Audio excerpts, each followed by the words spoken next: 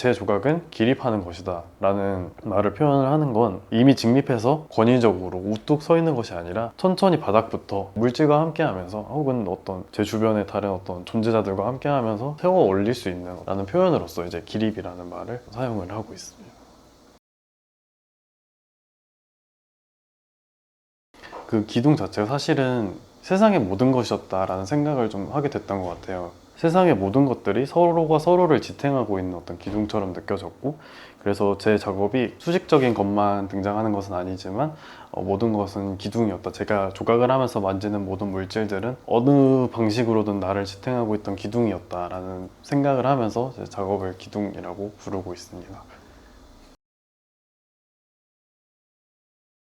그래서 매듭을 처음 시작을 했던 건 제가 22년도에 야외 조각을 하나 만들면서 그때 매듭을 처음으로 사용을 했었는데, 구조적인 안정성을 만들기 위해서 밧줄을 사용한 그 이유가 컸거든요. 근데 그때 그 작업을 해보고 나니까 그 끈 자체가 가지고 있는 어떤 거대한 상징성 같은 것들이 저한테 좀 중요해졌었어요. 왜냐면 그게 연결이 되기도 하고 동시에 구속이 되기도 하면서 그런 것들이. 그래서 이제 그 후로 계속 매듭 작업을 쭉 이어오고 있는데, 제가 23년도인가 어떤 공예가 분한테 같은 질문을 했었어요. 매듭 할 때 어떤 기분이세요? 약간 이걸 여쭤본 적이 있는데, 이제 그분이 매듭은 기원을 하는 거다. 왜냐하면 행복과 기쁨을 담지 않은 매듭은 엉킨 끈일 뿐이다 라고 되게 멋있는 말을 해주신 거예요. 근데 저는 그게 그때는 그 사실을 몰랐어요. 멋진 말이다. 약간 그러고 말하는데, 저도 이제 그 후로 이제 계속 매듭 작업을 하다 보니까 그 말을 너무 이해하게 된 거예요. 왜냐면은 매듭이라고 하는 게 되게 신체적인 일이라는 걸 이제는 알거든요. 왜냐면 이게 도구를 사용하지 않고 손으로 직접 꼬는 거기 때문에, 손가락으로 제 몸이 갖고 있는 어떤 힘이라든지 그런 것들이 되게 고스란히 이렇게 반영이 되는 어떤 것 같아요. 그래서 그런 것들을 하다 보니까 매듭을 짓는다는 건 정말 기원을 하는 거구나 라는 생각이 들었고, 제가 중국적으로 이제 조각을 통해 원하는 건 저와 연관되어 있는 굉장히 많은 것들이 조금 더 행복한 상태로 나아갔으면 좋겠다라는 생각을 하고 있고, 그런 과정에서 기원이라고 느끼게 되는 어떤 매듭을 자주 사용하게 되는 게 좀 저한테는 자연스러운 일이 된 것 같아요.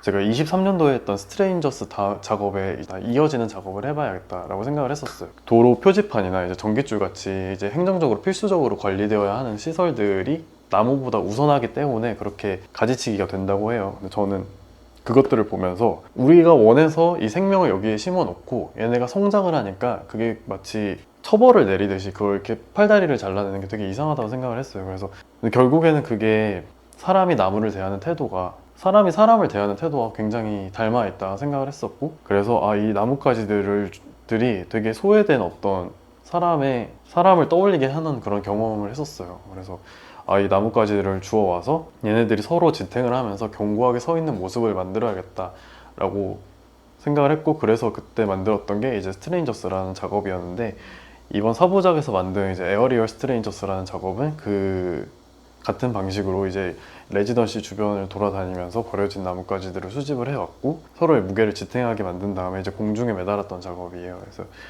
이제 공중에 매달린다는 게 이제 중력으로부터 어떤 힘을 더 강하게 드러내는 어떤 구조가 될 수 있겠다 생각을 했고, 서로가 지탱하는 어떤 모습을 조금 더 강조해보고 싶었던 것 같아요. 그런 구조를 통해서 제가 나뭇가지들을 수집을 했을 때 원래는 그냥 때 정도만 벗기고 손질을 하지 않았는데, 거기는 이제 하얀색 칠을 했어요. 거기다 이제 매듭으로 이제 장식을 한 거죠. 이제 매듭이 아까 말씀드린 것처럼 어떤 기원이라는 그런 상징성을 담고 있다고 생각을 했고, 결국에는 그 작업은 이제 스트레인저스 작업의 이제 다음 단계이자 그 거대한 느티나무한테 바친 어떤 제사 같은 작업이기도 했어요. 그래서 그 힘이 전해지기를 바라면서 어떤 선앙당을 닮은 조각을 한번 만들어 보게 됐습니다.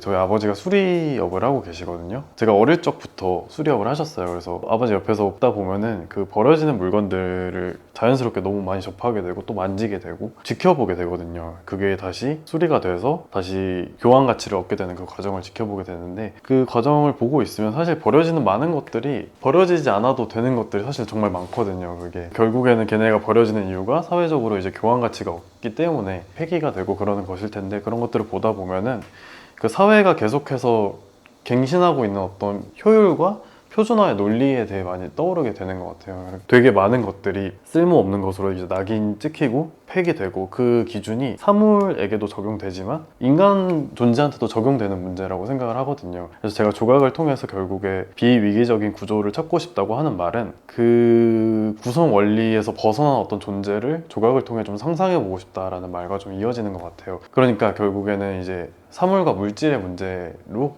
닿게 되는 것 같은데, 사물이라고 하는 것은 이제 어원적으로도 오브젝트고, 이제 물질이라고 하는 것은 이제 물질물의 바탕질, 머터리얼인 거잖아요. 근데 그 한글 배경도 그렇고, 이제 영문으로 머터리얼이라 했을 때도 그렇고, 그 어원이 어머니거든요. 머터리얼의 어원이. 그래서 굉장히 바탕이 되는 어떤 존재로서 이제 세상을 좀 이해해 볼 수 있을까, 사물적인 상태가 아니라, 그런 생각을 하면서 좀 계속 그런 말을 하게 되는 것 같아요.